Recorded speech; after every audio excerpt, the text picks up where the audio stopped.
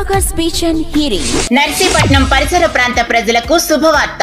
Sagar speech and hearing clinic నర్సీపట్నంలో ప్రారంభించబడింది. మా ప్రత్యేకతలు: పుట్టుకతో చెవుడు ఉండి మాటలు రాని వారికి పరీక్షలు నిర్వహించి తగు మిషన్లు ఇవ్వబడును. స్పీచ్ థెరపీ ద్వారా మాటలు నేర్పబడును. మందబుద్ధి, MR, down syndrome, cerebral palsy, autism ఉన్నవారికి స్పీచ్ థెరపీ ఇవ్వబడును. పారాలసిస్ వచ్చి మాటలు కోల్పోయిన వారికి స్పీచ్ థెరపీ ఇవ్వబడును. గొంతు సమస్యలు, బొంగురు పోవటం, ఆడవాళ్లు మగవాళ్లుగా, మగవాళ్లు ఆడవాళ్లులాగా మాట్లాడటం ఉన్నవారికి వాయిస్ థెరపీ ఇవ్వబడును. మా వద్ద అందుబాటులో లభించే మిషనరీస్: వినికిడి మిషన్లు, year shield receivers, tips, card batteries, pocket model, behind the year, చెవి వెనక పెట్టుకునేది, చెవి లోపల అమర్చుకునే మిషన్లు, చెవి అచ్చు తీసుకుని చేయబడును. ITE, in the ear, ITC, in the canal, CIC, complete in the canal. Machineries కొనుగోలుపై డిస్కౌంట్ ఇవ్వబడును. ప్రతిరోజు ఉదయం 9:30 నుండి రాత్రి 8 గంటల వరకు డాక్టర్ ఆర్ఎస్విఎస్ అరుణ గారు, audiologist and speech language pathologist. గమనిక: మా మెయిన్ బ్రాంచ్ తునిలో కలదు. మా అడ్రస్ హోటల్ కృష్ణ ప్యాలెస్ ఎదురుగా, ఆర్టీసీ కాంప్లెక్స్ దగ్గర, నర్సీపట్నం. సెల్ 8142244522 9908269623. మరి ఈరోజు మీ అందరికి తెలిసిన విషయమే, సెప్టెంబర్ 4వ తారీఖు నా పుట్టినరోజు సందర్భంగా ప్రతి సంవత్సరం కూడా రక్తదానం చేస్తున్నారు మన నియోజకవర్గంలో ప్రజలందరూ కలిసి. చాలా వరకు లాస్ట్ ఇయర్ చేయలేకపోయాం మనం. అంతేదంగా అప్పుడు వరదలు అయ్యి వచ్చాయి, కారణంతో చేయలేకపోయాం. ఆ చెయ్యిపోవడం వల్ల లాస్ట్ ఇయర్ చాలా మంది రక్తం లేక చాలా మంది ఇబ్బంది పడ్డారు. డెలివరీ టైంలో కానీ, యాక్సిడెంట్లో కానీ రక్తం సరిగ్గా సప్లై అవ్వలేదు. అంచేత ఈ సంవత్సరం మళ్ళీ మన నాయకులందరూ కలిసి రక్తదాన శిబిరం పెట్టాలని చెప్పి నిర్ణయం తీసుకోవడం జరిగింది. మీ అందరికి తెలుసు, పుట్టినరోజు నాకు ఇంపార్టెంట్ కాదు. చాలా పుట్టినరోజు చేసుకున్నాను పుట్టిన తర్వాత. ఈ పుట్టినరోజు మాత్రం ఇంపార్టెంట్ కాదు నాకు. ఈ పుట్టినరోజు నాడు బ్లడ్ క్యాంప్ చేయాలని చెప్పి స్ట్రాంగ్గా నిర్ణయం తీసుకోవడం జరిగింది. అంటే అందరూ అన్ని గ్రామ నాయకులతో మాట్లాడి వాళ్ళకి పెట్టాం. ఇవాళ చాలా స్పందన, ఎప్పుడు ఇన్ని సంవత్సరాలు ఎప్పుడు లేని స్పందన ఈవేళ పెట్టాం. ఇవాళ 4 బ్లడ్ బ్యాంక్ పెట్టాం. ఒకటేమో మార్కెట్ యార్డ్ బొడ్డుపల్లిలో ఒకటి పెట్టాం, అక్కడ రన్ అవుతుంది ఆల్రెడీ. ఇక్కడేమో నర్సీపట్నంలో ఎవరిది ఇక్కడ ఎన్టీఆర్ బ్లడ్ బ్యాంక్ ఒకటి తీసుకొచ్చాం, అది కూడా పైన అవుతుంది. ఇక్కడ నర్సీపట్నంలో ప్రైవేట్ బ్లడ్ బ్యాంక్ ఉంది. ఆ కుర్రవాళ్ళు కూడా పిలిచి అడిగాను, కొంచెం హెల్ప్ చేయాలంటే వాళ్ళు కూడా హెల్ప్ చేస్తారు ఇవాళ. అది కాకుండా మన హాస్పిటల్కి సొంతంగా బ్లడ్ బ్యాంక్ ఉంది.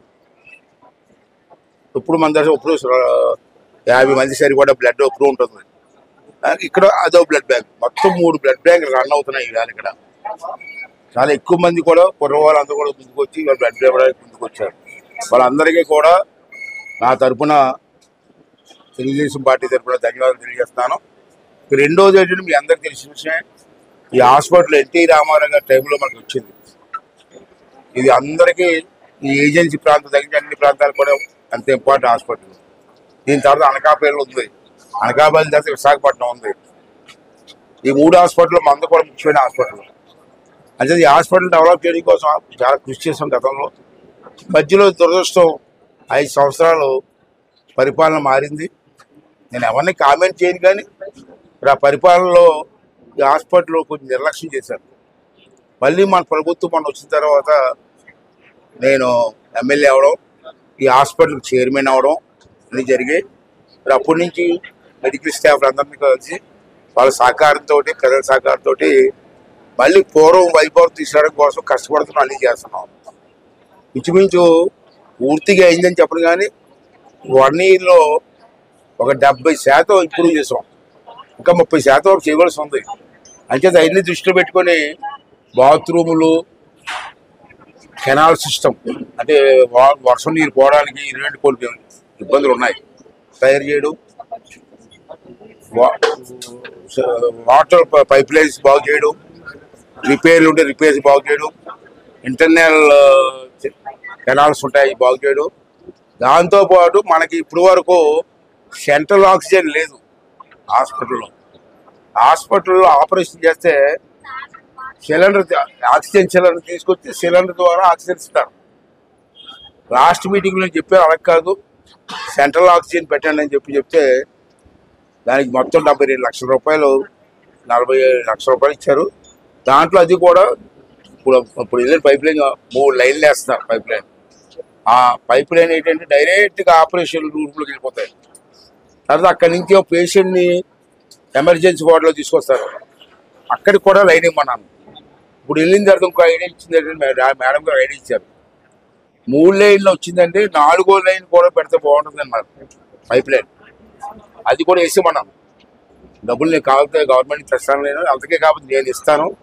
ఈ పల్లె 4 లైన్ పైప్ లైన్ వేసి పేషెంట్కి ఇబ్బంది లేకుండా చెప్పడం జరిగింది. అది ఒకటి. రెండోది ఏంటంటే ఇప్పుడు చూసారు నాథవరం మండలం, ఇదేంటంటే ఆయుష్మాన్ ఆరోగ్య మందిర్ మనకి నా ప్రయారిటీస్ ప్రకారంగా తప్పనిసరిగా health camp important, education importance ఇస్తానని చెప్పి ఈ సంవత్సరం అంతా అని చెప్పి మీ ద్వారా మీ అందరికి మనం చేస్తున్నాం.